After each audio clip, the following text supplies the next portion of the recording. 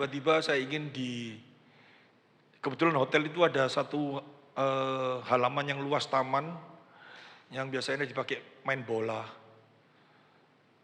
Tamannya bagus sekali, tapi perlu sound system, perlu lighting apa yang cukup mahal biayanya. Tapi Tuhan cukupkan semuanya. Dan yang lebih luar biasa lagi, pada waktu jam 3 sore, itu mendung turun luar biasa. Saya guyon sama teman-teman, wah ini harus panggil Elia ini, untuk supaya mendungnya dipindah. Tapi saya nggak mau mencobai Tuhan, saya tetap mau sewa tenda. Pertama kali orang yang menyewakan itu satu tenda 1.200.000. Saya ngomong nggak apa-apa wis, dateng no. Tapi berapa lama dia telepon nggak bisa karena yang masang itu nggak mau karena mendadak sudah sore mereka mau puasa, jadi nggak bisa buka puasa nggak bisa.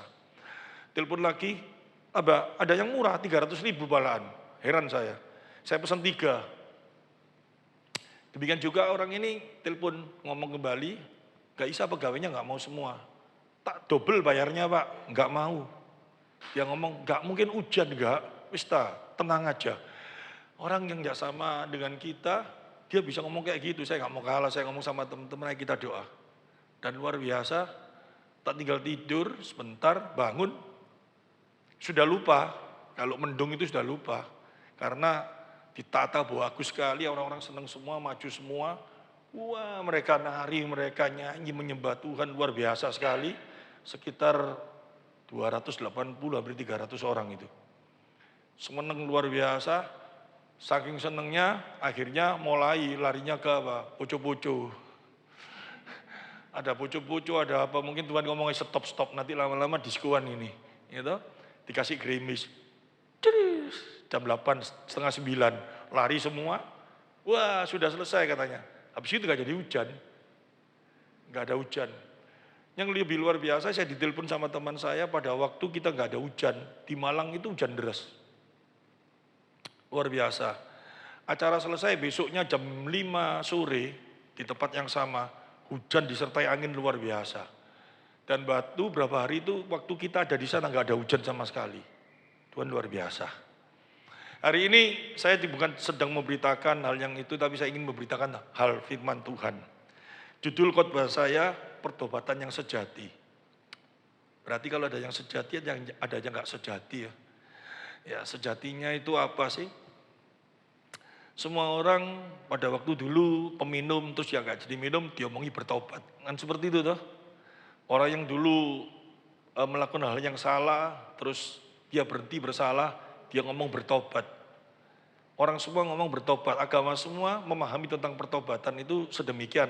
Yang dulunya nakal, terus sekarang berhenti nakal, itu bertobat. Kan seperti itu. Tapi pertobatan sejati di dalam Kristus ini apa? Karena kalau cuma hanya sekedar saya ngomong ya, orang yang dulu nakal jadi baik, kalau sudah baik itu pasti bertobat, dan itu pasti masuk surga. Biasanya orang ngomong seperti itu tuh. Yang dulunya suka main judi, yang suka main perempuan, yang perempuan suka main laki, mungkin tidak tahu main apa, semuanya yang nggak baik itu, kalau sudah tidak lakukan itu, pasti masuk surga. Belum tentu. Pertobatan yang sejati itu bagaimana? Dalam hati kita itu pertobatan yang sejati itu bagaimana? Kalau kita bertobat, dalam hati kita kenal Kristus, hal-hal yang nggak baik itu pasti nggak dilakukan. Tetapi pertobatan sejati bukan hanya seperti itu, karena dalam firman Tuhan ada di dalam 1 Korintus pasal 13 ya, dikatakan bahkan ada orang yang begitu baiknya sampai mau berkorban, memberikan segala sesuatu yang dia punya dan membakar dirinya untuk seseorang. Itu baik loh. 1 Korintus berapa itu coba dilihat. Kita lihat dulu aja supaya menjadi kekuatan jemaat kita benar-benar. 1 Korintus pasal 13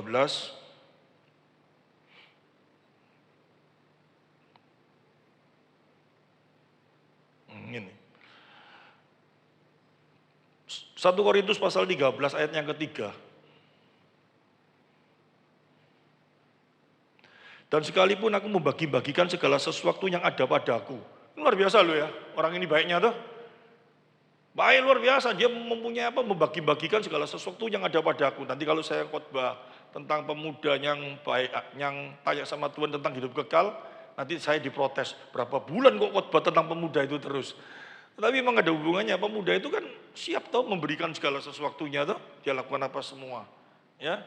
Dan ini dikatakan, dan sekalipun aku membagi-bagikan segala sesuatu yang ada padaku, bahkan menyerahkan tubuhku untuk dibakar, tetapi jika aku tidak mempunyai kasih, yaitu kasih di dalam Kristus, ya, sedikit itu tidak ada faedahnya.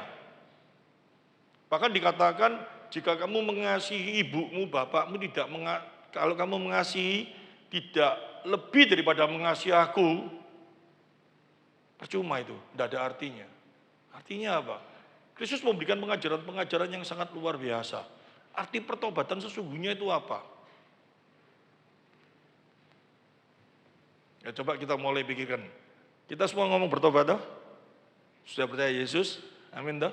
Terus kita mendeteksi diri kita bahwa kita ini sudah bertobat itu dari mana? Wah aku dulu gini, sekarang enggak gini. Aku dulu nakal, aku sekarang nakal. Aku gini, sekarang udah gini. Semua orang ngomong kayak gitu. Tapi kalau saya baca di dalam 1 Korintus pasal 13 ayat 3 tadi, saya mulai ngeri ya, mulai takut. Karena apa? Kalau cuma seperti itu saja, itu belum tentu. Dan yang pasti kalau tidak ada Kristus dalam hatinya, itu bukan pertobatan yang sesungguhnya. Jadi pertobatan sesungguhnya itu dalam hati kita itu akan terjadi apa sih? Coba kita lihat di dalam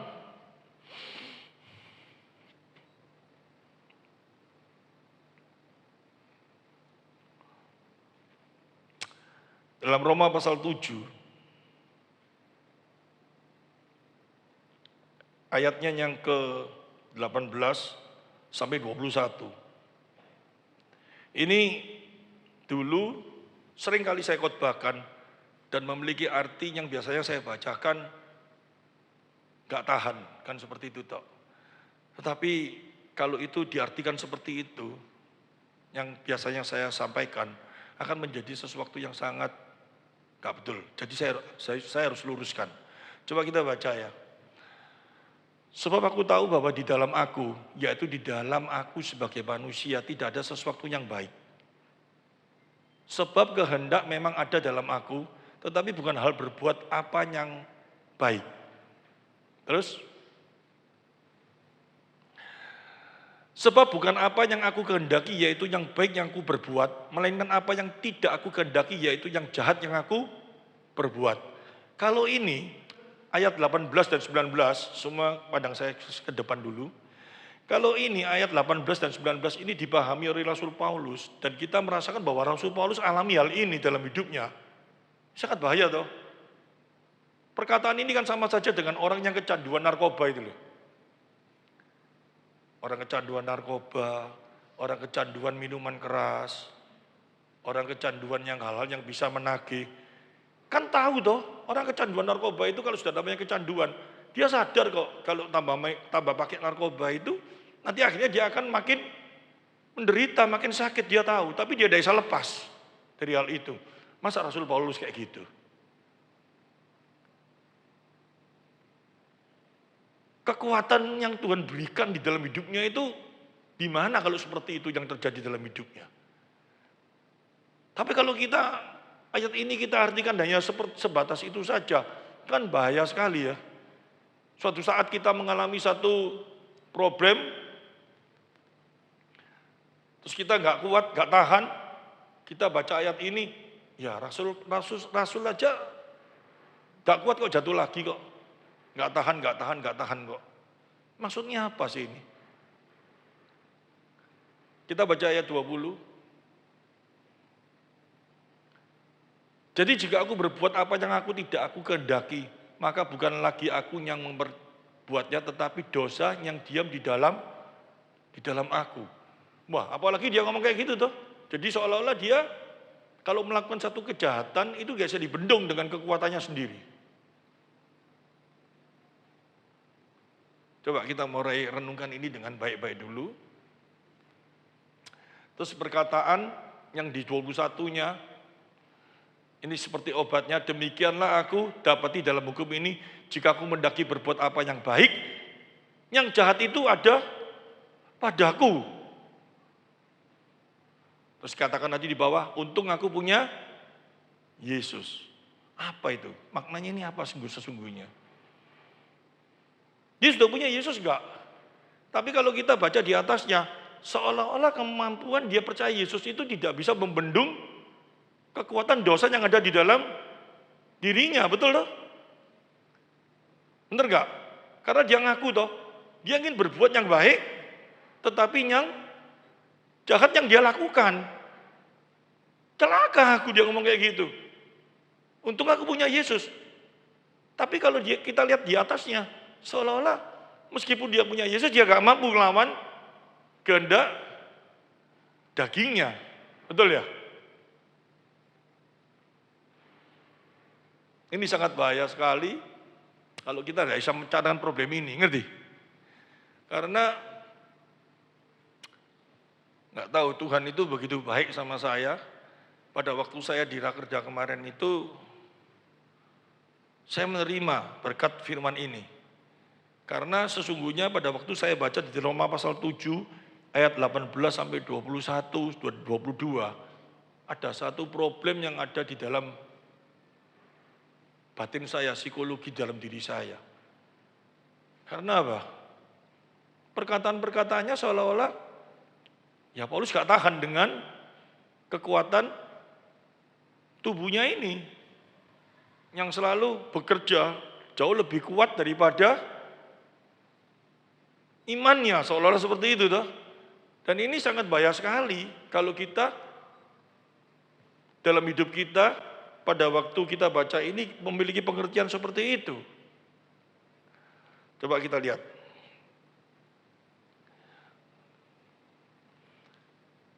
Di dalam Roma pasal 7, ayatnya yang ke tadi 18 sampai 21, itu memiliki pengertian. Di dalam hati Rasul Paulus itu, yang mana dia ini kita harus tahu, Rasul Paulus ini seorang apa? Ahli Taurat dan seorang Farisi, ya, murid seorang guru besar yang sangat luar biasa, yaitu namanya Gamaliel, bukan saya ya. Dia mengaku kok dirinya seorang ahli Taurat, seorang yang sangat luar biasa. Pada waktu dia berbicara dalam Filipi pasal 3. Filipi pasal 3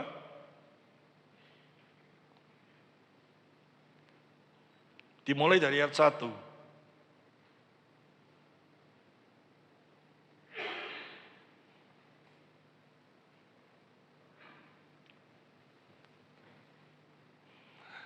Akhirnya saudara-saudaraku, bersukacitalah dalam Tuhan. Menuliskan hal ini lagi kepadamu tidaklah berat bagiku dan memberi kepastian kepadamu. Tentang apa sih ini? Coba kita lihat. Ayat yang kedua. Hati-hatilah terhadap anjing-anjing, hati-hatilah terhadap pekerja-pekerja yang jahat, hati-hatilah terhadap penyunat-penyunat yang palsu. Karena kitalah orang-orang yang bersunat, yang beribadah oleh Roh Allah dan bermegah dalam Kristus Yesus. Bermegah dalam Kristus Yesus. Itu kalaupun bawa Alkitab, kasih coret, ditandai. Ini kata kuncinya di sini. Kalau yang di atas itu dia ngomong anjing-anjing apa semua itu ahli Taurat yang mengandalkan kemampuannya untuk mencapai kesucian hatinya, ya. Tapi kalau Rasul Paulus ini arti kata bermegah di dalam Kristus Yesus dan tidak menaruh percaya pada hal-hal lahiriah, artinya perbuatan. Dia tidak akan percaya dengan berbuat ini, dengan itu, dia akan membawa satu dampak kepada pengudusan diri. Enggak bisa.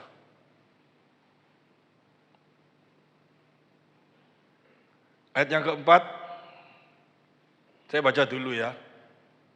Sekalipun aku juga ada alasan untuk menaruh percaya pada hal-hal lahiriah. Hal-hal lahiriah ini tentang apa sih? Yaitu hukum Taurat. Yaitu apa? Perbuatan. Ya. Jika ada orang lain menyangka dapat menaruh percaya pada hal-hal lahiriah, aku lebih lagi. Jelas toh, lahiriah itu berbicara tentang hukum Taurat. Dia ngomong apa? Aku lebih lagi karena dia dikatakan di dalam ayat selanjutnya apa? Di surat pada hari ke-8, dari bangsa Israel, dari suku Benyamin, orang Ibrani asli tentang pendirian terhadap hukum Taurat. Aku orang Farisi. Ya betul-betul sudah melakukan hal-hal ini secara luar biasa melalui perbuatannya. Saya baca aja dulu. Terus, tentang kegiatan, aku penganiaya jemaat tentang kebenaran dalam mentaati hukum Taurat. Aku tidak bercacat. Luar biasa loh perbuatannya dia ya. Hukum Taurat itu kita ngerti ya. Hukum Taurat itu kita ngerti. Hukum Taurat itu sebetulnya cuma ada 10 hukum ya. Tapi karena bangsa Israel pada waktu zaman dulu melakukan satu kesalahan dan Tuhan menghukum, setelah itu bangsa Israel bertobat, mulai saat itu dia ketakutan. Sehingga dari 10 hukum itu dia jadikan 613 hukum. Misalkan tentang makan, tentang minum, mau minum itu aja mungkin gelasnya diputer-puter dulu. Supaya gak salah dalam Tuhan. Mau makan harus cuci tangan. Mau apa harus lakukan ritual-ritual itu supaya baik di hadapan Tuhan. Gitu loh. Aku tidak bercacat. Terus, tetapi apa yang dahulu merupakan keuntungan bagiku sekarang kuanggap rugi karena Kristus. Saya bacakan terus sampai ayat 11 saja, gak apa-apa. Malahan segala sesuatu kuanggap rugi karena pengenalan akan Kristus Yesus. Tuhanku lebih mulia daripada semuanya. Oleh karena dialah aku telah melepaskan semuanya itu dan menganggapnya sampah supaya aku memperoleh Kristus. Artinya apa sih ini? Ayat 9. Dan berada dalam dia bukan dengan kebenaranku sendiri karena mentaati hukum Taurat, melainkan dengan kebenaran karena kepercayaan kepada Kristus, yaitu kebenaran yang Allah anugerahkan berdasarkan kepercayaan. 10. Yang ku hendaki ialah mengenal dia, yang ku hendaki adalah mengenal dia dan kuasa kebangkitannya dan persekutuan dalam penderitaannya, di mana aku menjadi serupa dengan dia dalam kematiannya. Ini suka diartikan dengan pengertian yang salah. Kemarin sudah saya jelaskan loh. Orang masuk perjamuan kudus, pengertiannya salah semua. Banyak sekali yang salah. Mereka menganggap perjamuan kudus itu pada waktu Kristus berbicara di dalam 1 Korintus yang sering kita baca, menjadi peringatan akan aku. Peringatan tentang apa? Banyak sekali orang merasakan bahwa peringatan cuman penderitaan Kristus yang mau mati di kayu salib, kasihan. Saya masih teringat dulu pernah di setel filmnya The Passion itu loh. Yang main Mel Gibson. Pada waktu di setel di sini ada beberapa orang nangis luar biasa. Tak tanyain kenapa nangis. Kasihan orang sampai dia apa? Dihajar pecuti kayak gitu. Waduh, kasihan luar biasa. Kalau cuma maknanya di sana, kasihan karena dipecuti, dibakar. Ya sama saja kita lihat sinetron loh. Orang yang kita kagumi, orang yang kita anggap lakonnya ya, yang baik, terus diajar, kita bisa nangis bener loh. Kasihan, wah kasihan. Tapi apakah cuma seperti itu? Apakah Yesus minta diingatkan karena dia penderitaannya yang disakiti kayak gitu, dia harus menanggung seperti itu? Kemarin saya jelaskan toh, makna peringatan itu menjadi peringatan akan aku itu satu hal. Hari ini kita tahu semua bahwa kita pada waktu kita diselamatkan, kenapa kok Yesus gak langsung kalau selamat, terima aku, percaya, langsung dimatiin aja bawa ke surga toh? Tapi kenapa kok masih tetap diberi hidup di dalam dunia ini? Supaya kita menyatakan bahwa dosa benar-benar dikalahkan melalui siapa? Hidup kita sekarang ini. Kalau kita sudah menerima Kristus sebagai penebus dosa. Yesus menebus dosa dan dia memberikan kekuatan bagi kita untuk melawan kuasa dosa itu.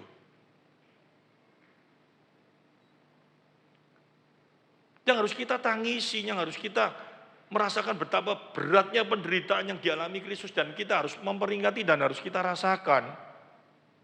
Itu apa? pada waktu Yesus melawan kuasa dosa itu loh. Kita tahu toh, dia manusia yang dia Allah datang di dunia sebagai manusia dan ke dalam kemanusiaannya tidak ada dosa dalam dirinya. Kalau dia berdosa nggak mungkin dia bisa menebus dosa.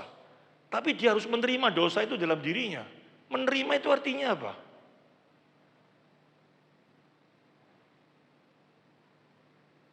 Menerima dalam pengertian apa? Dia mau lakukan itu sesuai dengan apa?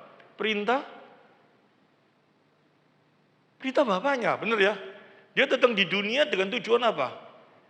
Menerima salib itu. Dari awal dia sudah ngomong toh, aku datang untuk memberikan kau hidup melalui kematiannya di kayu salib. Dia siap menerima salib itu. Artinya apa? Untuk menerima salib itu, dia harus melawan kuasa dosa itu. Karena dia menolak, nggak mau disalib, berarti kuasa dosa itu menang nggak? Menang. Saya kasih contoh. Pada waktu dia dicobai di padang gurun, dia disuruh apa? Batu disuruh jadi roti, dia nggak mau. Dia disuruh loncat, dia nggak mau. Pencobaan-pencobaan yang terjadi dalam hidupnya itu dia santai kok, bener ya? Dia bisa lawan dengan firman, dia bisa lakukan itu semuanya. Karena dia tidak berdosa. Tapi pada waktu dia harus menghadapi dosa yang harus dia pikul, dan dia harus menerima dosa itu untuk dosa itu bisa dikalahkan. Itu dengan ketakutan, dengan kesengsaraan yang sangat luar biasa, dia harus menerima itu. Supaya dengan dia menerima itu, dia harus menerima beban itu sesuai dengan apa yang Bapak inginkan, dosa dikalahkan.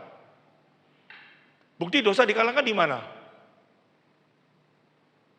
Dikatakan oleh Rasul Paulus tadi di dalam Filipi tadi, melalui kuasa kebangkitannya. Amin. Nah, pertanyaannya perjamuan kudus itu memperingati dia supaya dalam hidup kita ini yang sudah mengaku bahwa Yesus telah memberikan kuasa kepada kita melalui kematiannya. Dia memberikan kuasa toh, bahwa dosa dikalahkan toh oleh dia. Nah, sekarang pertanyaannya, dalam hidup kita ini, apakah kita benar-benar sudah melawan kuasa dosa itu? Dengan apa? Seperti dia, siap seperti dia, melawan kuasa dosa itu dengan benar-benar kita ini sampai mencucurkan darah, atau ya kalau ini aku bisa, kalau ini aku tidak bisa. Milih-milih gitu terus. Dalam kehidupan kita mengikut Kristus, mulai dari pertama kali percaya sampai sekarang, kita sudah mengikis berapa dosa dalam hidup kita, atau dari dulu sebelumnya mengikut Yesus sampai sekarang, dosa yang kita lakukan masih tetap saja, dan kita ngomong, kalau dalam hal ini aku tidak bisa.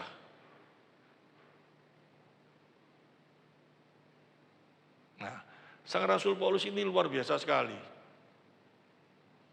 Dia berkata seperti ini, dia mengerti. Kita tahu ya, hukum Taurat itu diberikan bukan sebagai penyelamat, tapi hukum Taurat itu diberikan untuk supaya kita mengetahui keberadaan diri kita di dalam berdosaan kita ini lebih dalam. Sang Rasul ini luar biasa. Dia menulis hal ini bukan supaya tidak tahan atau apa. Tetapi dia berkata seperti ini dengan satu pengertian, saya kasih gambaran di dalam kehidupan. Ada sebuah cerita. Ada dua orang saudara yang dilahirkan oleh seorang ibu. Yang pertama dilahirkan dengan tubuh yang sempurna, baik, bagus, luar biasa. Adiknya lahir dengan penderitaan yang itu loh. Saya waktu itu dengar sang pengkhotbah ini memberikan ilustrasi yang bagus. Sakit yang masih bayi tapi bisa kelihatannya kayak tua terus itu loh. Jadi lemas, gak bisa gerak, gak bisa apa. Dan sang kakak ini sama orang tuanya disuruh ngemong ya. Setiap hari dia pulang sekolah disuruh bawa kereta dorong, adiknya disuruh jalan-jalan di perkebunan atau apa. Dan pada waktu jalan kakaknya ini suka diolok-olok sama teman-temannya. Oh bawa monyet, bawa hantu, bawa apa gini, kan malu dia. Nah kakaknya ini saking mangkelnya, adiknya ini didorong di tengah hutan, sampai di tengah hutan adiknya dibanting, dilemparkan gitu. Terus dia tinggal dilihatkan gini. Wah, adiknya itu pada waktu dilemparkan kan berusaha untuk jalan tuh. Berusaha goyang, pertama kan biasa jalan. Dengan dilempar itu adiknya ini mulai berusaha, pelan-pelan dia dibiarin aja wis gak ngurus. Setiap hari dilakukan itu. Tambah lama suatu saat adiknya itu tambah bisa jalan. Mulai bergerak. Mulai bisa gerak dan tambah gerak. Suatu saat pada waktu mamanya melihat, loh adiknya kok bisa jalan? Wah mamanya bersyukur. Mamanya terima kasih sekali, mamanya bangga punya anak yang satunya ini yang begitu luar biasa mengajar adiknya sampai bisa bisa jalan. Melakukan satu ucapan syukur, tetangga diundang semua. Dan mamanya mulai ngomong, saya bangga sekali punya anak kakaknya ini yang begitu mengasihi adiknya. Setiap hari dilatih sehingga sekarang bisa jalan. Sang kakak itu hatinya kayak apa? Dia nggak tahu betapa bosoknya saya ini. Itu seperti Rasul Paulus itu menulis di dalam Roma pasal 7. Dan saya pada waktu rakerda kemarin, pada waktu pembukaan rakerda, ya semua orang tahu saya sebagai ketua panitia, dan pada waktu diadakan rakerda itu sangat bagus kalau saya ngomong seperti itu memang. Dan banyak orang yang berterima kasih sama saya. Wah terima kasih Pak Titi, wah bagus. Setiap orang ketemu saya pasti manggut, terima kasih. Pada waktu pembukaan ibadah rakerda itu, saya duduk di depan, saya nangis tidak berhenti. Karena orang-orang ngomong, waduh Pak Titi ini baik loh, mau kayak gini. Dia tidak tahu hati saya ini bosoknya kayak apa. Dan Tuhan masih memberi satu kemurahan kepada saya, bisa dipakai sebagai alatnya seperti itu. Dan orang bisa melihat di luar saya yang begitu baiknya saya. Tetapi sesungguhnya saya ini gak seperti itu. Pada waktu saya renungkan itu, saya terima kasih sama Tuhan. Itu menandakan bahwa memang saya benar-benar bertobat. Hari ini, Sang Rasul ini sangat luar biasa sekali ya. Dia memberikan sebuah gambaran di dalam Roma pasal 7 tadi. Bahwa dirinya itu, dia merasakan bahwa aku ini siapa sih? Kalau aku mau melakukan hal yang baik, aku melakukan hal yang benar, itu gak akan mungkin terjadi dalam hidupku. Dia ngomong kayak gitu itu karena apa? Dia bukan orang yang tidak mengerti loh. Dia seorang ahli Taurat dikatakan di dalam Filipi tadi. Seorang ahli Taurat, seorang Farisi yang mengerti tentang perbuatan. Tapi setelah dia mengenal Kristus, dia ngomong apa? Segala perbuatan itu yang dianggap baik sama orang-orang semua itu sebetulnya seperti sampah saat dia mengenal Kristus. Ini pengertian yang sangat luar biasa. Dan ini dalam firman Tuhan yang kita pelajari hari ini, itu sama Yesus diajarkan. Karena banyak sekali, tadi awal saya bicara tuh, bahwa ahli Taurat itu semuanya, hukum Taurat diberikan dengan 10 hukum yang dari Allah. Tapi karena mereka ketakutan, mereka buatlah 613 hukum. Di dalam 613 hukum itu terdapat macam-macam hukum yang sudah diterapkan dalam kehidupan mereka. Dan pada waktu Yesus datang di dunia, Yesus tidak menentang hukum Taurat kok. Dia ngomong kayak gitu tuh. Dia tidak menentang hukum Taurat. Dia bahkan berbicara, barang siapa mengurangi 1 iota, 1 koma saja terlaknat. Dia ngomong seperti gitu. Tapi dia menggenapi hukum Taurat. Sekarang pertanyaannya, apa yang Yesus ingin ajarkan di dalam kehidupan manusia?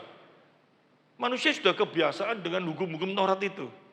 Manusia sudah kebiasaan dengan hukum Taurat itu baik, nggak salah. Tapi hukum Taurat itu tidak bisa menyelamatkan. Diajarkan seperti itu semuanya. Tapi dalam kehidupan kita mengiringi Kristus, masih saja orang-orang terbawa kepada hukum-hukum yang sudah menjadi satu kebiasaan. Sebuah contoh,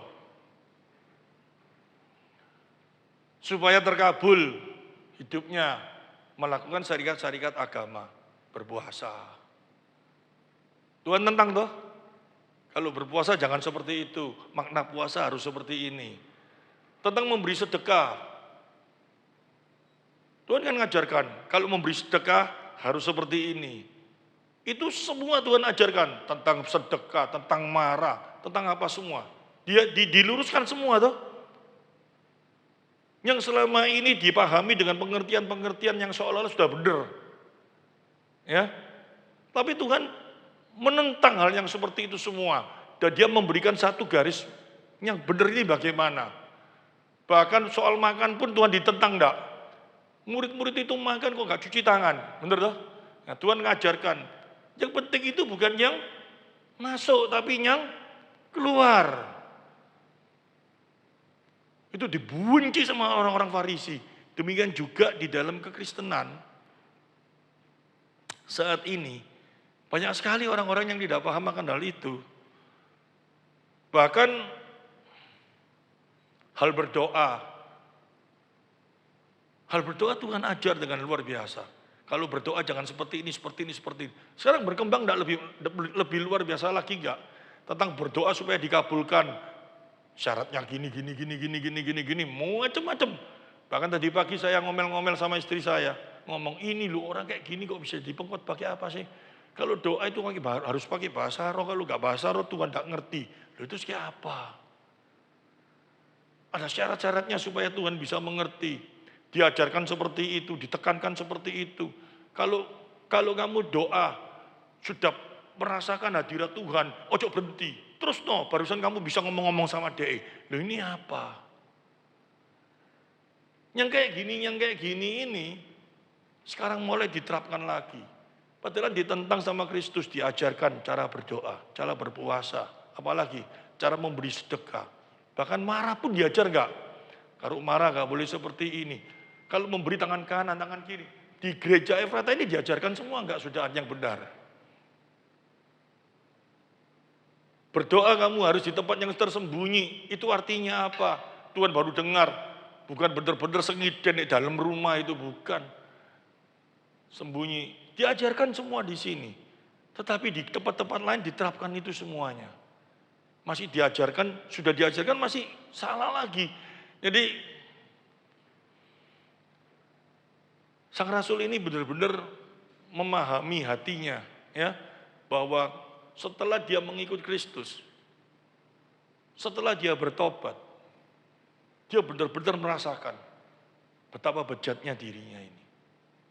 Betapa tidak kemampuan dirinya untuk bisa melakukan hal yang benar di hadapan Tuhan. Betul toh? Nah, ini arti pertobatan sesungguhnya. Apakah itu ada dalam diri kita? Kalau nggak ada bahaya sekali. Karena ditulis di dalam 1 Yohanes pasal 1 ayat yang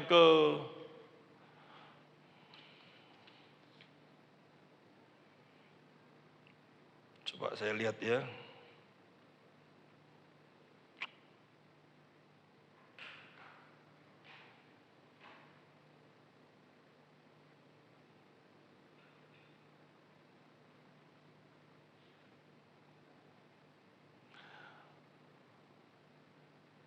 Ya, pasal 1 ayat 1, 1 Yohanes 1, pasal 1 ayat 10.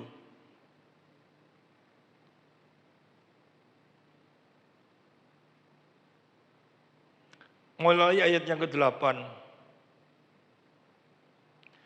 Jika kita berkata bahwa kita tidak berdosa, maka kita menipu diri kita sendiri dan kebenaran tidak ada dalam kita. Jika kita mengaku dosa kita, maka Ia adalah setia dan adil, sehingga akan mengampuni segala dosa kita dan menyucikan kita dari segala kejahatan. Jika kita berkata bahwa kita tidak ada berbuat dosa, maka kita membuat dia menjadi pendusta dan firman-Nya tidak ada dalam kita. Ini penting sekali. Setiap anak Tuhan, firman itu kalau hadir dalam hidup kita, itu membawa satu dampak yang sangat luar biasa. Selain menobatkan kita dalam khotbah, kita suka sekali ngomong kok, hidupku mengandalkan Tuhan. Mengandalkan Tuhan itu kayak apa sih? Arti mengandalkan Tuhan itu apa sih? Caranya bagaimana sih? Dampaknya apa sih dalam kehidupan kita? Yang jelas kalau mengandalkan Tuhan itu pasti ada damai sejahtera. Kenapa bisa ada damai sejahtera? Pertama kali, kalau nggak mengandalkan Tuhan, mengandalkan kekuatan sendiri, kemampuan diri sendiri, ya, itu berarti kita nggak sadar bahwa kita ini sebetulnya nggak mungkin bisa melakukan hal yang benar dalam hidup kita. Segala sesuatunya loh, saya ulangi ya, saya ingin menjelaskan gini loh. Orang yang bertobat dengan sungguh-sungguh, itu pasti mengandalkan Tuhan dalam hidupnya. Kenapa dia pasti mengandalkan Tuhan? Bukan mengandalkan perbuatannya, bukan mengandalkan kekuatan kemampuannya. Ini dibuktikan dengan Sang Rasul Paulus. Sang Rasul Paulus itu seorang apa? Dia katakan, aku seorang Farisi, aku seorang ahli Taurat. Aku telah melakukan segala hukum Taurat. Seolah-olah seperti itu toh. Tapi dia ngomong apa? Setelah ketemu Kristus, itu semua dianggap sampah. Hebatnya apa sih kalau kita benar-benar mengandalkan Kristus dalam hidup kita? Yang pertama, yang pasti, hebatnya kalau kita mengandalkan Kristus, kita pasti melakukan kebenaran. Sesuai dengan firman-Nya. Pasti, itu yang pertama.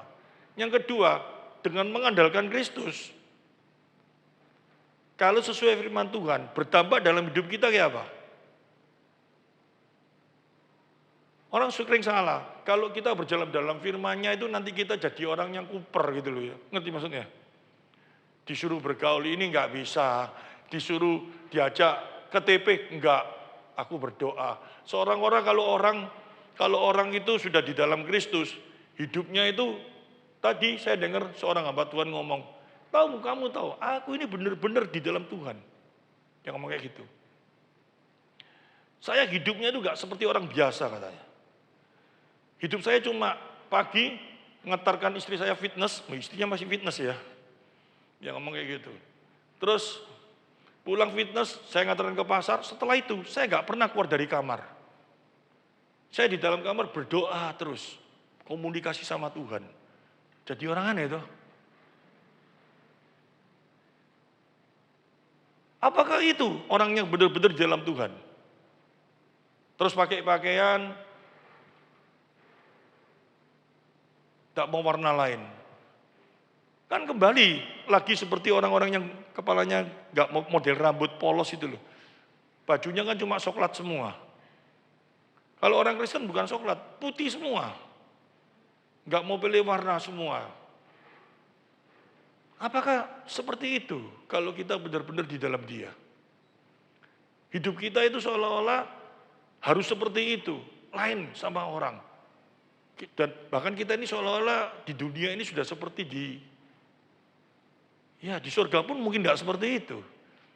Tapi orang banyak yang merasa seperti itu, padahal Tuhan tidak menghendaki seperti itu. Mana kamu bisa jadi terang kalau kamu masuk di dalam kamar terus? Kebenaran mana bisa dinyatakan kalau kamu seperti itu?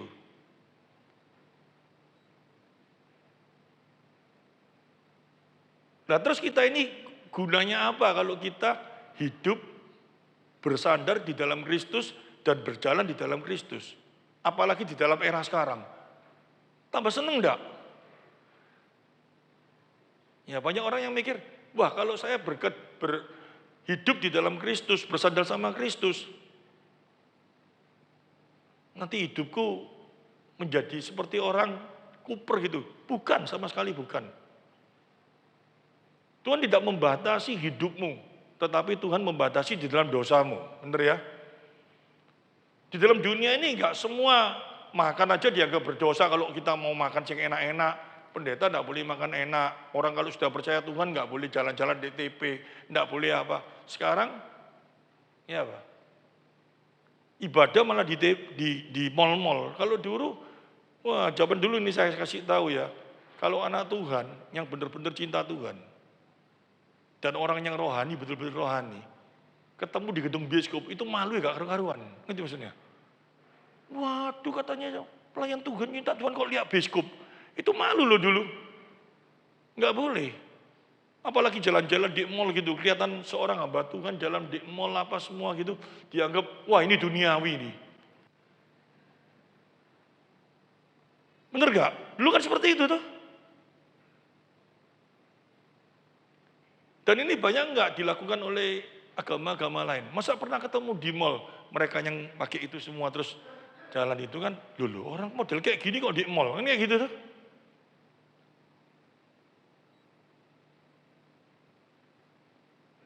Biarawati gitu, jalan-jalan di mall bareng gitu, lihat-lihat, masuk toko gitu. Terus kita ngomong ya apa? Pakaiannya abu-abu, mbek putih kok delok-delok pakaian gini, ya apa maksudnya? Tapi sekarang orang Kristen ya apa?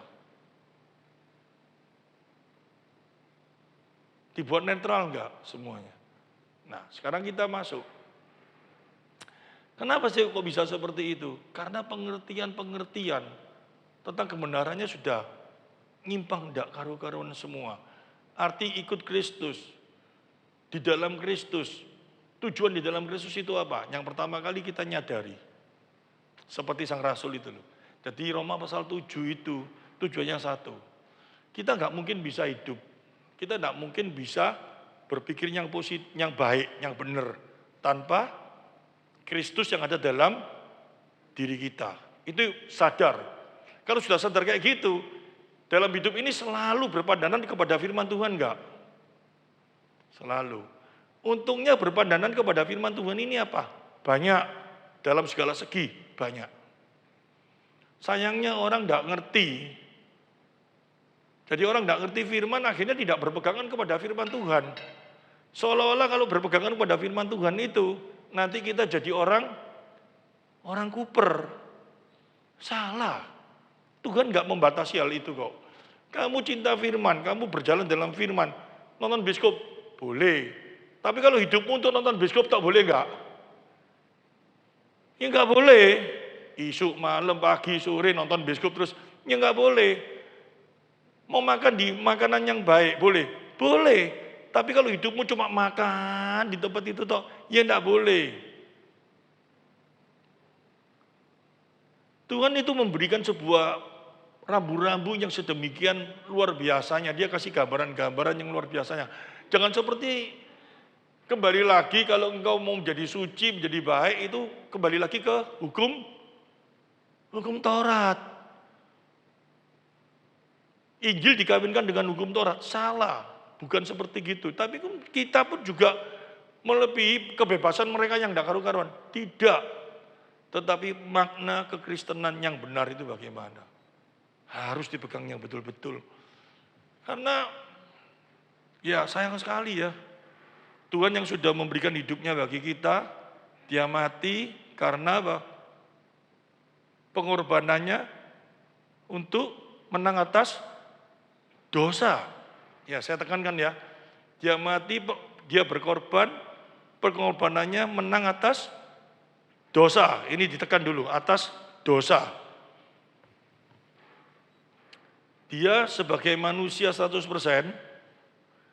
dia tahu dosa ini harus dikalahkan. Meskipun dia harus mati di kayu salib. Dia harus menderita. Dia lakukan itu. Ini menjadi peringatan akan hidup kita.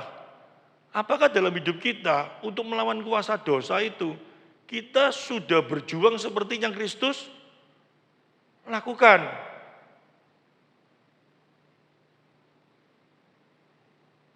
Pertanyaan saya, apakah kita sudah berjuang untuk melawan kuasa dosa itu seperti yang telah Kristus lakukan? Kita harus seperti itu enggak? Engkau harus seperti aku loh ya, ngerti ya? Aku kudus, kau harus kudus. Bukan berarti hidup kita jadi Kristus, bukan. Tetapi untuk melawan kuasa dosa itu apakah kita sudah lakukan seperti yang Kristus lakukan? Itu pertanyaannya di sana. Tidak mungkin kita bisa lakukan itu kalau kita tidak mengerti kebenaran ini secara keseluruhan. Tidak mungkin bisa. Sampai kapanpun nggak bisa. Tetapi coba mulai satu-satu. Dengan pengertian makna perjamuan kudus yang benar. Ya, mulai. Hari ini kemarin dulu aku misalkan gini. Waduh dosa ini sulit tak lawan. Sulitnya di mana? Kamu sudah berjuang betul? Atau cuman karena ini aku tidak lakukan ini, aku tidak enak. Padahal Kristus dia berjuang bukan karena kalau dia tidak lakukan itu dia menerima kenikmatan, bukan. Tapi dia lakukan itu dan dia mau sampai kematian, dia mau. Asal dosa itu dikalahkan. Apakah kita sudah lakukan hal itu dalam hidup kita? Sebetulnya makna iman Kristen itu di sana itu sesungguhnya. Nah, pertobatan itu yang sejati itu mulai mengukur diri kita dalam kehidupan kita sehari-hari ini. Apakah kita benar-benar sudah bertobat? Bertobat itu berarti apa? Segala dosa yang harus kita hadapi, kita lawan, itu karena Kristus atau karena supaya kita bisa hidup suci. Kalau supaya kita bisa hidup suci, itu kita belum benar-benar bertobat.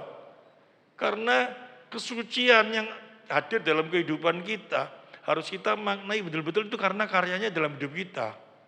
Itu yang seperti Rasul Paulus ingin katakan kepada kita semuanya. Tanpa pengertian itu, Injil yang benar itu, pertobatan kita masih pertobatan yang seperti agama lain. Itu pertobatan umum. Dan itu tidak bisa menyelamatkan kita. Ya, kelihatannya sangat gampang sekali. Tetapi bagi kita yang memang sudah di dalam Tuhan, berita hari ini adalah satu berita yang memang penting sekali dalam kehidupan kita mengiring Dia. Karena apa? Selama ini pertobatan kita selalu gagal dan selalu gagal. Karena apa? Kita mengandalkan kemampuan diri kita untuk bisa melawan kuasa dosa itu dengan kekuatan semangat tanpa kita benar-benar merasakan pengorbanan Kristus dalam hidup kita. Tidak mungkin bisa. Sampai kapanpun tidak mungkin bisa.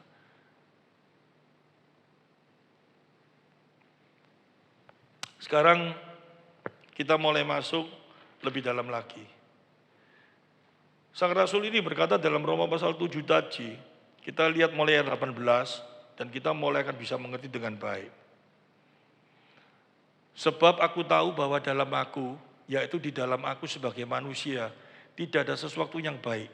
Sebab kehendak memang ada dalam aku, tetapi bukan hal berbuat apa yang baik. Kita sekarang mulai mengerti ya. Tadi saya sudah ngomong cukup panjang. Sekarang kita mau mengupas ini dikit-dikit. Dalam pribadi Rasul ini loh. Dia seorang Farisi, dia seorang ahli Taurat. Di dalam keahliannya sebagai seorang ahli Taurat dan seorang Farisi, kalau menurut ukuran manusia, perbuatannya dia itu sudah luar biasa enggak? Dia mau jalan aja, dia atur. Dia mau makan aja, dia atur. Dia mau ibadah apalagi, wah dia menjaga luar biasa dirinya. Mau masuk di ruangan Maha Kudus, dia harus lakukan apa? Dia harus lakukan apa? Semuanya dia lakukan dengan tertib. Tapi dia ngomong ya apa? Sebab aku tahu bahwa di dalam aku, yaitu di dalam aku sebagai manusia, tidak ada sesuatu yang baik. Tidak ada sesuatu yang baik. Ini pengakuan dalam dirinya. Sebab kehendak memang ada dalam aku, tetapi bukan hal berbuat apa yang baik yang dia lakukan.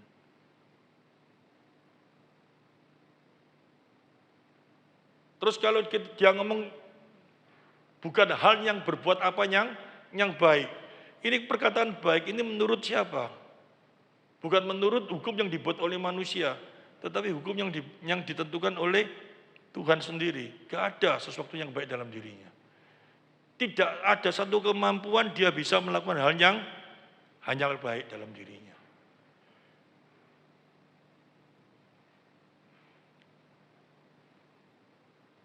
(19) Sebab bukan apa yang aku kehendaki yaitu yang baik yang aku perbuat, melainkan apa yang tidak aku kehendaki yaitu yang jahat yang aku perbuat. Ini gini loh. Orang makin tahu siapa Tuhan, makin tahu siapa dirinya, seperti Rasul Paulus ini. Dia makin sadar, manusia ini dilatih kayak apa dirinya. Dicegai dengan aturan apapun juga. Tanpa kuasa Tuhan yang ada dalam dirinya, gak mungkin bisa berbuat baik. Saya tekankan ya, gak mungkin bisa berbuat baik. Sampai dia buat gambaran, ada seorang yang sampai mau memberikan segala sesuatu dan membakar dirinya pun tanpa Kristus. Tidak ada artinya. Ini harus ada dalam diri kita loh. Karena kalau enggak apa? Kita nomor satu akan menjadi sombong. Dua, kita akan jadi sengsara. Tidak percaya. Saya praktekkan dalam diri saya. Kemarin tidak kerja, istri saya tahu. Semua orang tahu. Wah, semua orang rasanya memuji saya. Wah, ketua panitianya luar biasa. Wah, gini, wah, gitu, wah, gini. Berapa lama? Dia puji saya berapa lama? Di WA itu berapa banyak? Pulang dari sana, yang WA saya, terima kasih Pak, wah, gini, gini, gini. Tidak selesai-selesai. Tapi hari ini cuma tinggal berapa? Yang ngomong. Ya paling tinggal 3, besok udah ada sudahan. Terus saya kalau berharap sama itu terus orang-orang terus mulai hati saya mulai nagih. Wis lali paling orang-orang ini. Bener gak? Apalagi besok kalau ketemu terus dia ketemu saya cuma gini tok. Ya apa kok? Gak ngomong itu lagi. Sakit hati gak? Pasti sakit hati lah. Rasanya, waduh ya apa sih?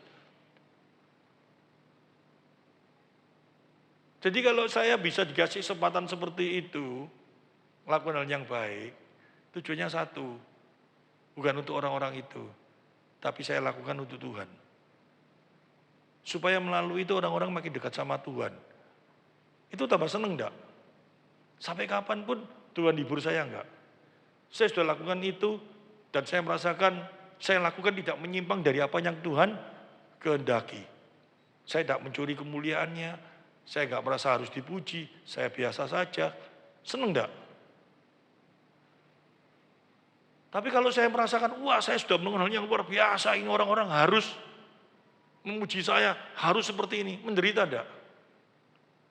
Ada salah satu seorang rekan saya, wah ya ini cuma ngomong ya, enggak apa-apa di YouTube, biar mungkin dia dengar bisa bertobat. Di antara kita dia selalu nonjolkan bahwa dia kerja, malam dia kerja ini, wah kerja gini. Saya enggak ngomong, belas saya enggak ngomong apa-apa. Pada waktu di sana enggak ada seorang pun saya lihat, enggak ada seorang pun yang ngomong sama dia, wah terima kasih lu kerja selalu, enggak ada. Dia bingung terus gitu. Tapi saya enggak ngomong apa-apa, orang-orang ngomong sama saya kayak gitu. Yang terjadi dalam diri saya apa? Saya duduk di depan, saya nangis. Karena apa? Siapakah saya ini Tuhan? Kok kamu memberi saya penghiburan seperti ini? Kemurahan-Mu. Orang bisa menganggap seolah-olah saya ini orang yang baik.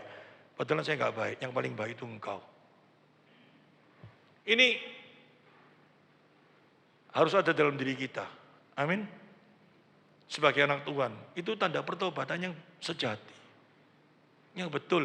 Sehingga dalam kehidupan kita makin hari makin diajar memuliakan Dia. Hidupnya akhirnya tambah seneng enggak? Seneng.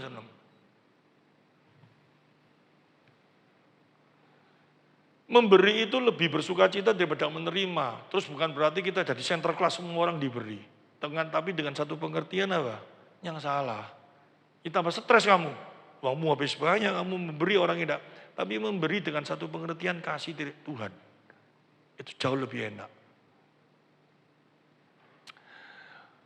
20-nya. Jadi jika aku berbuat apa yang tidak aku kehendaki, maka bukan lagi aku yang berbuatnya, tetapi dosa yang diam di dalam aku.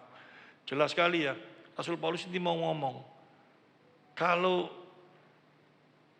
jadi jika aku berbuat apa yang tidak aku kehendaki, maka bukan aku lagi. Bukan aku lagi artinya apa? Dia sudah nyadar bahwa dia sudah kenal kebenaran itu. Ya, tapi kalau dia tidak berjalan di dalam kebenaran, ya tubuh ini yang berjalan. Sehingga di dalam akhirnya dia ngomong apa? Dengan akal budiku aku melayani, coba ayat 22 ya. Ya, sebab dalam batinku aku suka akan hukum Allah. Terus, tetapi dalam anggota tubuhku aku melihat hukum lain yang berjuang melawan hukum akal budiku dan membuat aku menjadi tawanan hukum dosa yang ada dalam anggota-anggota tubuhku. Terus, aku manusia celaka, siapakah yang melepaskan aku dari tubuh maut ini? Syukur kepada Allah oleh Yesus Kristus Tuhan kita, jadi dengan akal budiku aku melayani hukum Allah. Tetapi dengan tubuh insaniku aku melayani hukum dosa. Artinya apa? Mana yang harus aku pilih? Keputusan. Kita dibawa kepada hukum dosa, kekuatan dari tubuh kita ini, atau dibawa dengan hukum pengenalan akan Allah. Itu dia ingin mengutarakan hal itu dalam kehidupan kita. Kalau kita sudah mengaku diperbarui di dalam Kristus, seperti Roma pasal 12 ayat 2. Engkau telah memperoleh apa? Pembaharuan budimu. Kalau itu sudah ada, harusnya kita berjalan di dalam akal sehat, di dalam Tuhan. Sulit bagi mereka yang tidak menerima kasih karunia. Tapi bagi mereka yang sudah menerima kasih karunia, tandanya satu lagi. Gak mungkin kita bisa berubah langsung. Jeret, jadi kudus, jadi murni. Yang langsung kamu dibawa ke surga sama Tuhan. Tapi pelan-pelan. Dan tandanya pelan-pelan apa? Dikatakan tadi dalam 1 Yohanes, jika dalam hidup kita tidak mengaku gak ada dosa, itu bahaya. Tapi seseorang yang bertobat, seseorang yang mulai bertobat, itu hidupnya makin hari seperti Rasul Paulus itu loh. Yang dulu dia pertama kali ngomong, aku di antara seluruh para rasul, aku paling berdosa. Terus dia ngomong, aku dari antara semua orang kudus, aku paling berdosa. Yang terakhir dia ngomong apa? Dari semua orang, aku paling berdosa. Apakah Paulus memang paling berdosa? Enggak. Tapi dia mulai mengenal Tuhan. Sehingga dia benar-benar sadar. Kalau seperti dia ngomongkan aku dari semua orang aku paling berdosa, menjadi lebih hati-hati enggak hidupnya? Supaya apa? Kalau dia berdosa kan enggak bisa diterima Kristus. Sehingga dia makin hari makin hati-hati di dalam hidupnya. Ini penting. Saya bersyukur makin hari makin tua, saya sekarang umur mau 62 ini ya nanti ya bulan 6, bukan minta kado dulu ya. Bulan 6 saya mau 62, saya makin sadar. Wih, aku kok makin seperti ini ya, dosa kok makin banyak ya. Aku makin kayak gini ya. Aku harus lebih mengasihi, aku harus lebih baik, aku harus begini. Kalau dulu saya gak peduli, saya gak pernah mikir siapapun juga. Tapi sekarang saya mulai mikir bagaimana, ini jujur ya, saya ngomong apa adanya. Karena kalau firman ini saya sampaikan, saya eksposisi satu. Tapi nggak mengerti dalam penerapannya, percuma. Lebih baik saya mengaku dalam diri saya dulu. Dulu saya nggak peduli, saya nggak pernah hati-hati. Misalkan saya nyinggung kakak saya gitu, tak apa. Dia WA saya, kata anggap. Nggak mau tahu saya, bisa saya. Tapi sekarang nggak. Waduh, barangkali dia lagi goyang, lagi apa. Saya balik WA sedikit, saya lihat. Oh, kalau dia sudah aman, saya tenang. Sama siapapun. Dan saya merasakan, saya marah sama pegawai saya. Waduh, mangkel orang ini kayak apa, saya mau mangkel. Tapi pada titik tertentu, diingatkan Tuhan, kamu pun juga tidak baik, tidak gini, nanti dia kayak gini, nanti dia jauh sama Tuhan. Layani, saya layani. Apalagi kemarin soal rakerda itu, waduh, ini kasih gambaran ya. Rakerda itu begitu ulang loh, mau waktunya makan toh. Ini kalau kakak saya dengar, istri saya dengar guyu. Karena kalau saya di rumah, saya duduk, yang ngambil no garpu itu istri saya.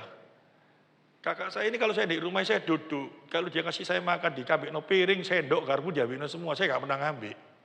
Kemarin di Rakerda, mereka kalau sudah habis rapat, 270 orang keluar dari gedung. Mbok hebat-hebat, atau cara kita nyusun, orang 270 orang nggak mungkin makan langsung, bisa kan, mesti antri toh. Nah antri itu yang paling bahaya di mana? Kalau makanan di hotel itu, breakfast itu, kan panjang. Yang pasti yang dipele-pele itu apa? Ayo. Kalau ngambil ayam kan kelihatan gini toh. Yang paling sulit itu apa? Kalau kuah itu loh, ngerti ya? Kuah ada bakwannya kecil-kecil. Itu pasti yang dikejar-kejar itu apa? Bakwannya atau pakai eros, bakwannya enggak banyak, kejar-kejaran gini. Orang satu ngudek itu kan lama. Yang sana itu antri panjang luar biasa, jadi ngudek ini. Tak lihat, no, waduh, tidak mari apalagi orang satu itu kepingin dapat bakwan banyak. Nyari sini. Loh ini tidak dapat nih, saya ketua panitia tak parani, saya ngalih.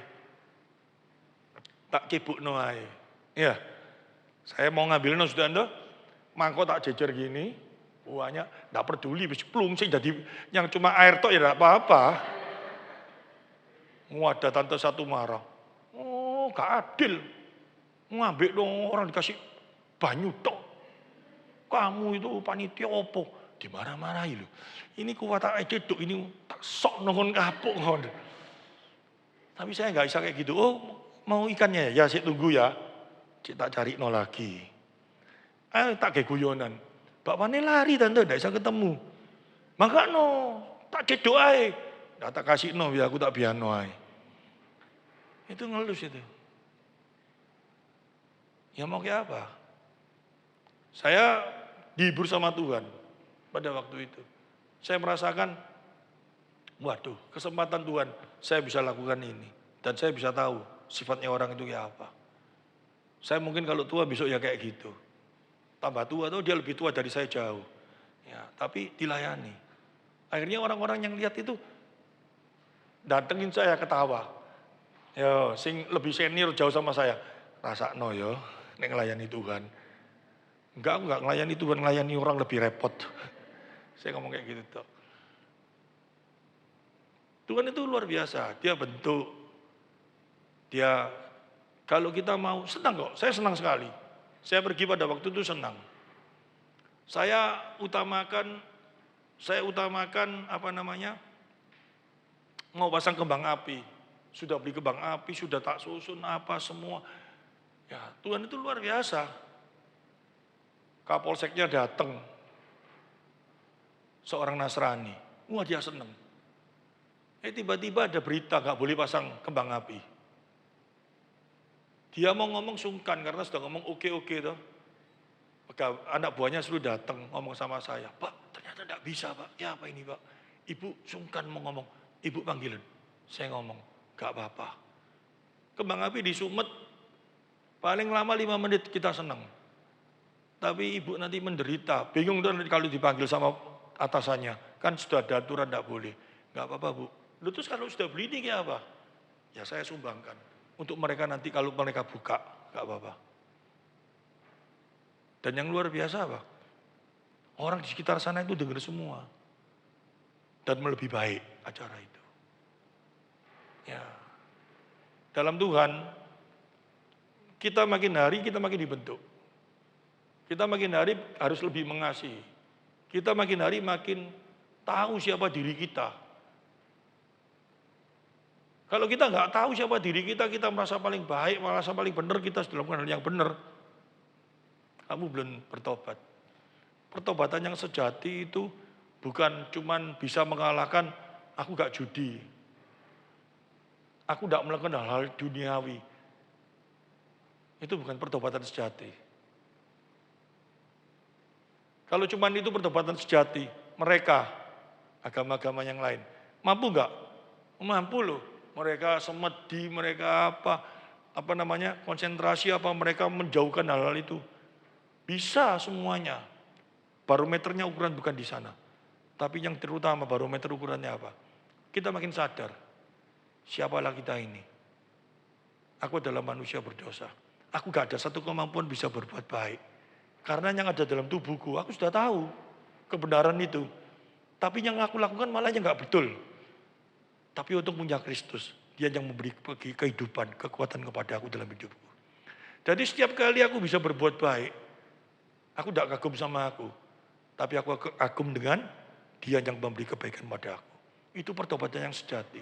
Itu harus ada dalam diri setiap kita. Maka kasih Kristus itu ada dalam dirimu. Sukacitanya akan menjadi satu hal yang sangat apa? Luar biasa. Benar, kalau cuma menang karena kekuatan kita sendiri, hebatnya nih mana?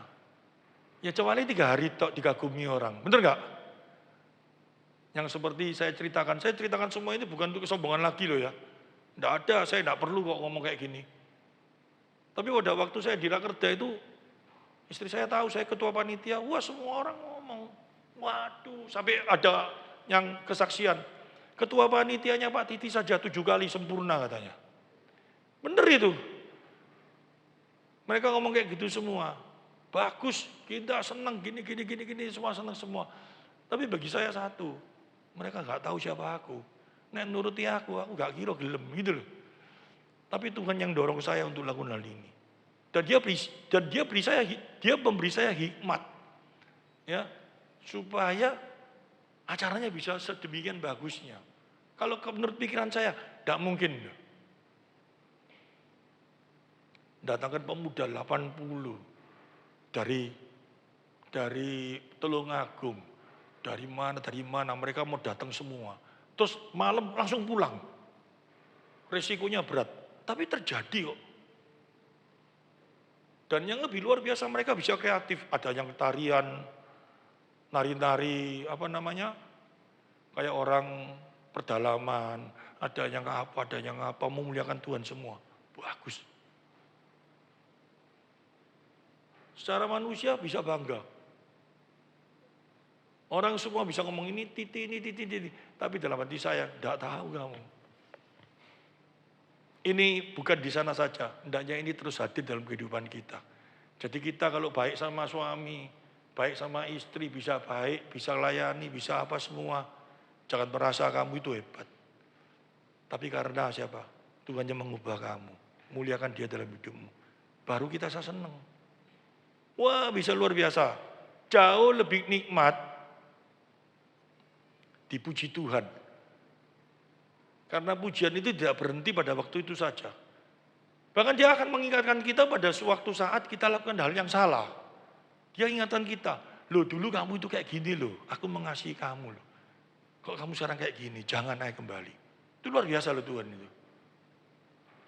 Luar biasa. Dia meneguhkan terus, memberikan kekuatan kepada kita. Kenapa sih kamu khawatir akan hidupmu?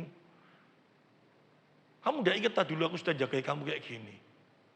Kamu soal kerja aja khawatir, mulai bingung.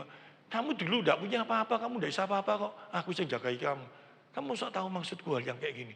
Wah, dia itu selalu memberikan dorongan kekuatan kalau hubungan kita baik terus sama dia. Karena kita sudah biasa.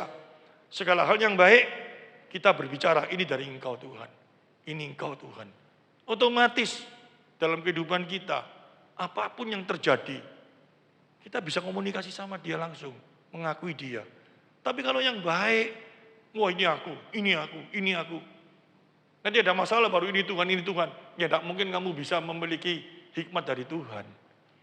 Tapi apapun, kamu lemparkan ke Tuhan. Wah ini Engkau Tuhan.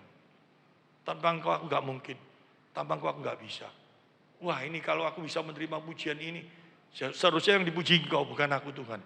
Karena mengingat siapa aku ini Tuhan. Aku bisa berhasil kayak gini bukan aku ini Tuhan. Terus kalau kita ngomong kayak gitu, di dalam kita mengalami satu beban masalah. Masa kita dia langsung ngomong sama kita enggak? Kalau segala sesuatu pada waktu kita terima yang baik, yang luar biasa, kita ngomong, ini dari Engkau Tuhan, Engkau yang luar biasa Tuhan. Tapi pada waktu kita mengalami satu beban, tidak mungkin dia diam toh. Dia pasti memberikan kekuatan sama kita. Buat apa kamu takut? Kamu nggak tahu dah aku lagi bekerja kayak apa sama kamu. Asal kamu bener jalan, aku pasti kayak jalan sama kamu. Itu harus dalam kehidupan kita, apapun. Jangan dikira aku udah ada masalah, gak ada beban. Wake, persoalan banyak. Saya orang yang paling rasanya, kalau kakak saya lihat saya, kok niku loh, sembarang kok kepingin harus isa. Nggak tahu beban saya kayak apa. Tapi saya kalau sama Tuhan jadi tenang. Oh, saya digoda banyak. Saya mau ngasih setiap 5 hamba Tuhan. Kalau pakai YouTube ini tidak enak saya. Karena apa? Dikira nanti saya pamer. 5 hamba Tuhan mau dikasih kalung. Ya toh? Kasih kalung. Kita menghargai dia. Luar biasa gini. Itu ide dari saya. Pertama kali 3. Tiba-tiba saya buat 5. Waduh, pada waktu dikasihkan. Mereka senang. Saya jauh lebih senang. Kenapa? Asal mulanya saya kasih 3. Tiba-tiba yang buat itu suruh buat 5. Pembuatnya itu loh. Oh 3 nanggung Pak, 5 aja gini. Dia enggak tahu duit sopo gitu loh.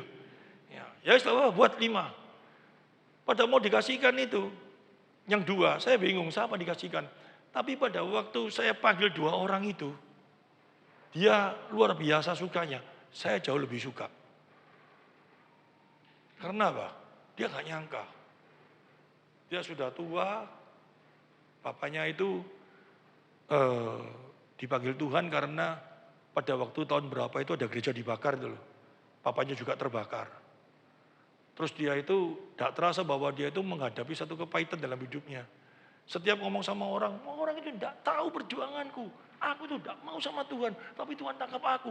Dia gak tahu bapakku itu. Wah, dia tuh sakit terus hatinya itu. Karena orang tidak menoleh dia semua. Tapi waktu kemarin dipanggil, dia maju ke depan ketenggelam. Loh aku ya. Orangnya sudah tua. Pada waktu dikalungkan itu dia mengeluarkan air mata. Dan dia merasa, aku dihargai bapakku. Tuhan itu luar biasa loh. Dia senang, aku paling senang. Tadi pagi pun dia telepon aku. Dia ngomong, waduh Tuhan itu kok bisa ya inget ya. Tuhan tidak ingat dia apa, dia tahu. Tapi dia memberikan segala sesuatu tepat pada waktunya. Wah banyak hal-hal yang Tuhan singkapkan pada waktu rakerda. Saya yang paling dapat berkat banyak. Orang pikir, Pak Titi keluarkan duit pasti paling sumpek. Enggak, saya paling seneng. Orang-orang yang dapat hadiah itu, waduh. Sekarang gini, saya kasih gambaran ya. Ada orang dapat door prize, speaker aktif, besar saat gini. Terus dia datang ke saya, Pak Titi terima kasih loh Pak. Kenapa? Saya belikan cucu saya yang harganya 50 ribuan yang saat gini. Sudah 2 kali, rusak terus Pak, mau beli lagi duit kaon, aku bingung Pak. Cucuku seneng lagu-lagu, puji-pujian. Tapi kayak apa? Tiba-tiba Tuhan kasih gede saat gini Pak. Aduh Pak. Rasanya kayak apa? Kayak ada yang ngangkat noise seneng, apalagi saya yang denger. Itu terjadi. Tuhan itu hibur itu luar biasa. Asal satu, jangan merasa itu dari engkau, dari kita. Kalau kita berbicara, aku ini siapa? Saya sampai heran loh, saya sebetulnya malu loh. Saya ini orang yang sulit nangis. Kamu enggak pernah kita aku nangis toh? Kemarin itu duduk di depan, saya nangis itu sampai nyari tisu udah ada saya. Sampai minta tisu. Karena apa? Saya nggak bisa berhenti menangis. Karena saya merasakan apa? Orang nggak tahu hati saya kayak apa. Wah itu Tuhan hibur. Rasul Paulus ini saya lihat di dalam Roma pasal 7 itu. Dia itu sama dengan ngomong kayak gitu. Aku ini siapa sih? Semua orang kagum sama dia tuh. Tapi dia ngomong. Kalau dalam diriku aku gak bisa berbuat baik. Sama sekali gak bisa. Sulit. Tapi karena Kristus. Aku mendapat 2 pilihan dalam hidupku. Yang satu aku bekerja pakai akal budiku dalam dia. Melalui pembaruannya. Akal budinya dirubah gak? Roma pasal 12 ayat 2. Perubahan oleh akal budimu di dalam Kristus. Persembahkanlah tubuhmu persembahan yang baik. Itu adalah ibadahmu yang sejati. Janganlah kamu menjadi serupa dengan dunia ini, tetapi berubahlah oleh pembaharuan budimu. Sehingga kamu dapat membedakan manakah kehendak Allah, apa yang baik dan berkenan kepada Allah yang sempurna. Jadi kita bisa membedakan ini baik, ini enggak, itu karena siapa? Allah yang telah memperbarui pembaharuan budi kita, bukan kekuatan kita. Itu diakui semuanya ke dia. Bagi dia, untuk dia segala kemuliaan. Baru sukacitamu penuh. Pertobatanmu sejati. Kalau enggak, tidak ada bedanya sama agama lain toh. Orang kalau cuma menilai, wah dulu dia jahat sekali, dulu dia gini, sekarang dia jadi baik. Dulu dia gak ke diskotik, sekarang dia ke gereja. Dulu dia gini. Tapi dalam hatinya dia ngomong kayak apa? Aku ini sekarang tuh ya. Aku ini sekarang ya, sudah kayak gini. Itu belum bertobat itu. Tomat itu, ngerti maksudnya? Suatu saat akan kumat itu. Kalau bertobat bukan kayak gitu, ngakui semuanya. Semua itu karena Tuhan. Semuanya itu karena Tuhan. Tanpa dia, tidak bisa. Banyak orang yang kayak gitu, oleh karena itu. Dulu pendeta, sekarang pendeto. Ya, bertobat tidak sungguh-sungguh. Tapi kalau bertobat sungguh-sungguh, mengakui segala perbuatan baik kita, segala apapun, itu karyanya dalam hidup kita. Amin firman Tuhan.